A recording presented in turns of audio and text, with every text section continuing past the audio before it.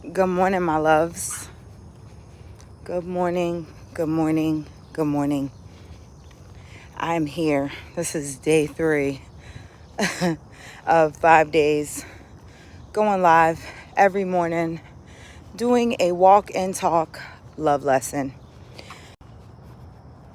The connection is not the greatest out here, so I may have to walk in place when I get around.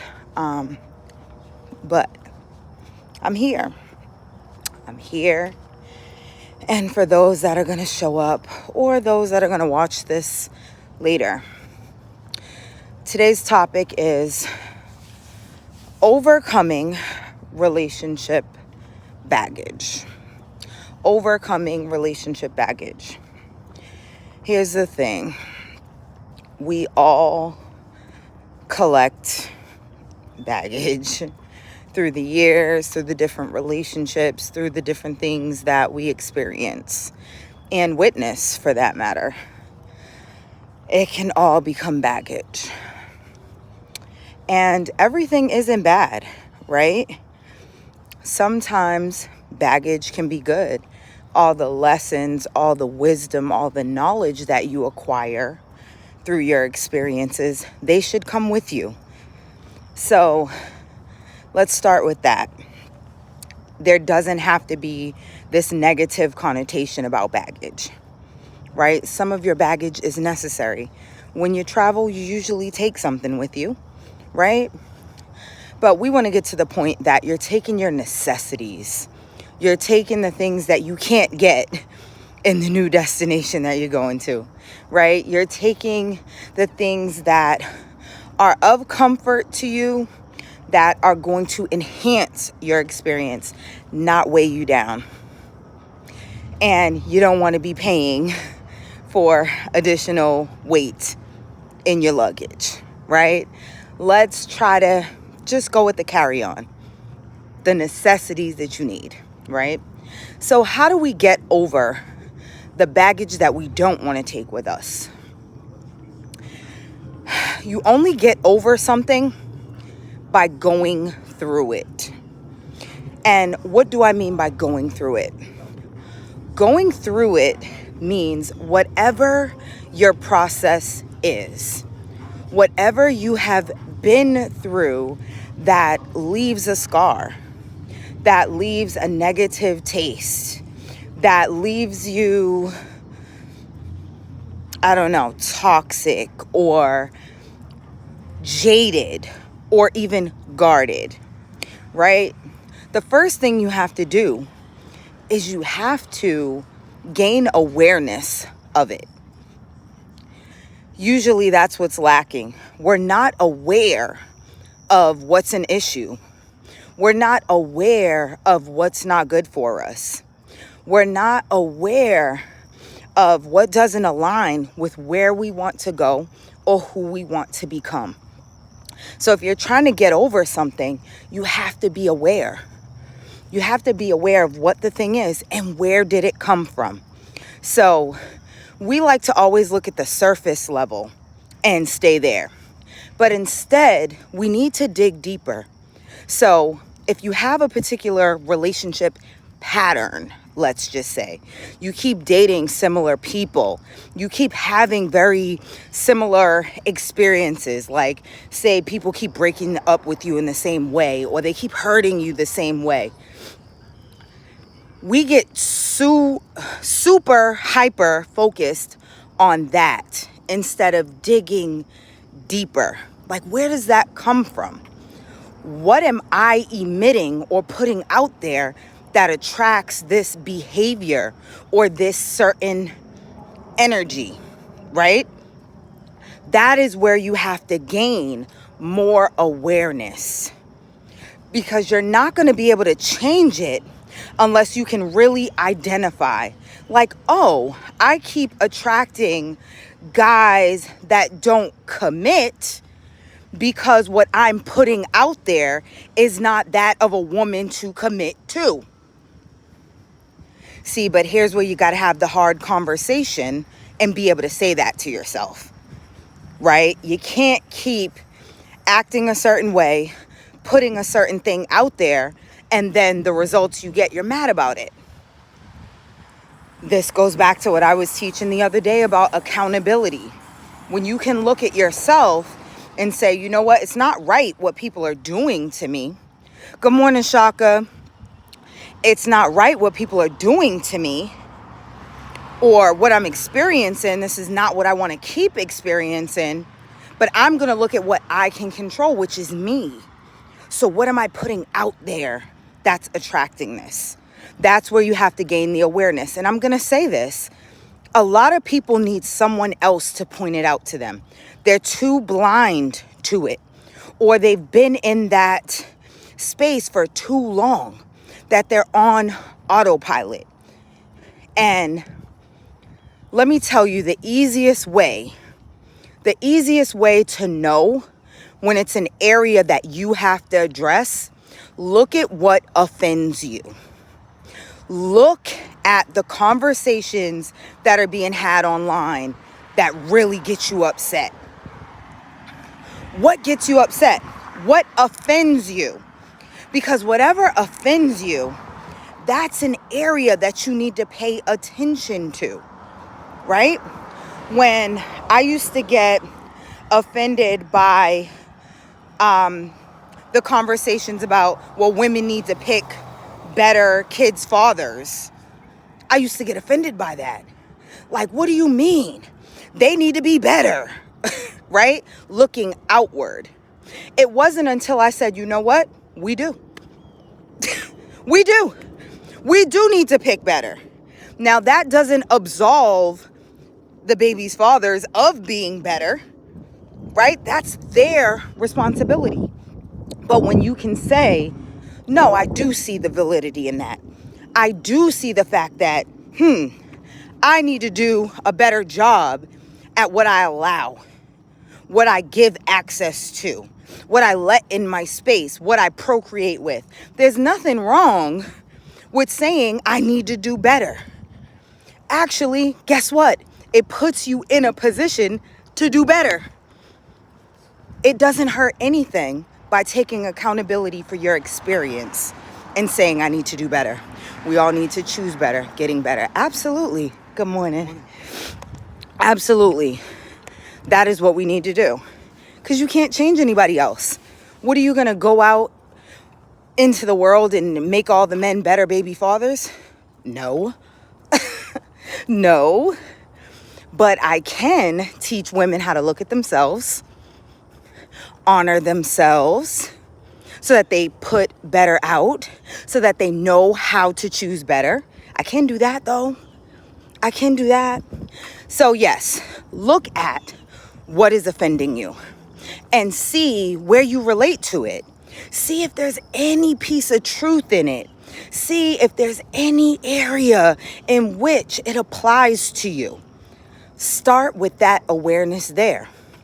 Or better yet, you know there's someone on your timeline who just tells it like it is.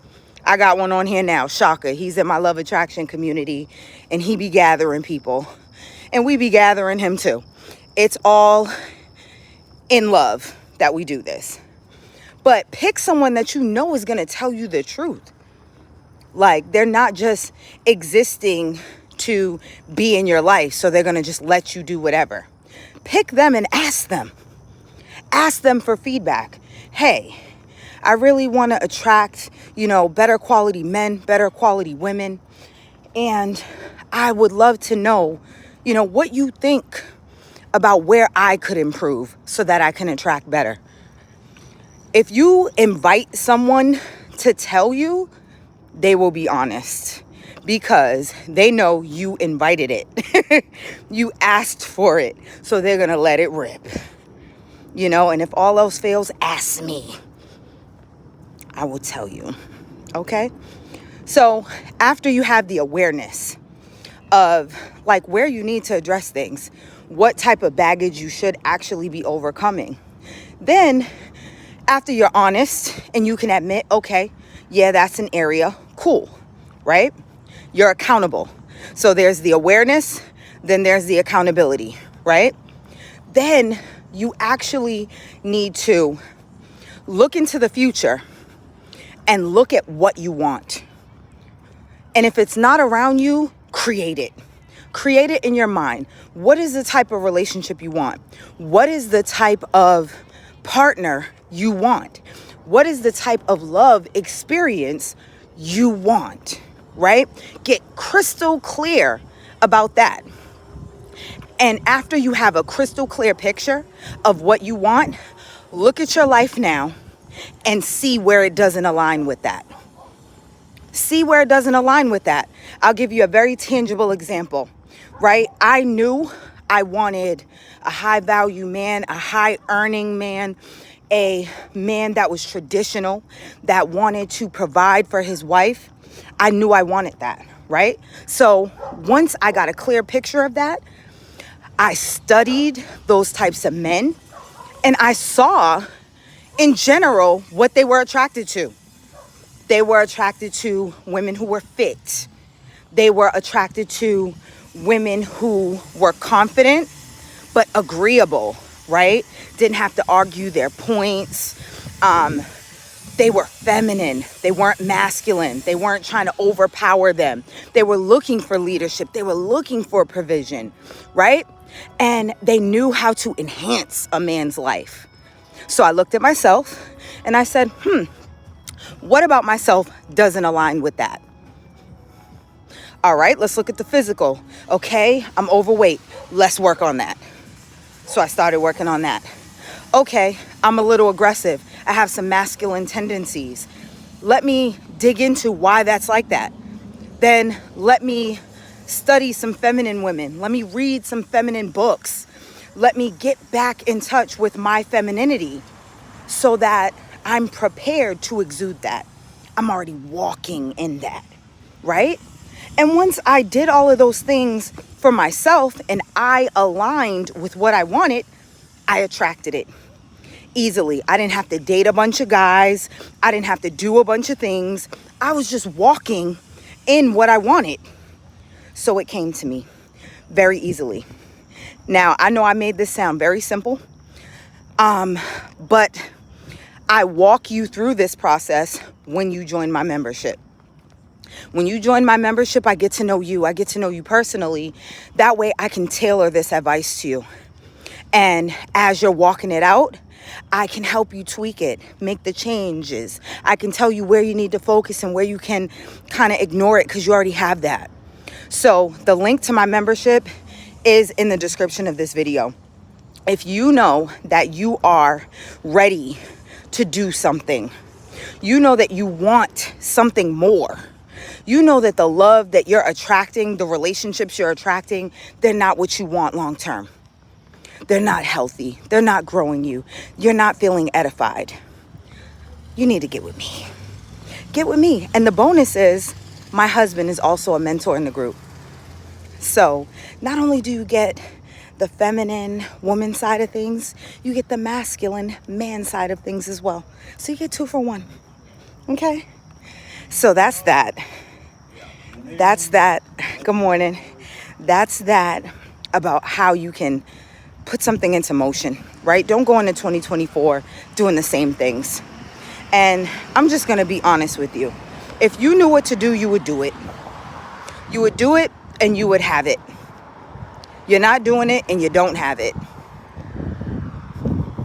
So let someone who knows how to do it, who has it, teach you about it.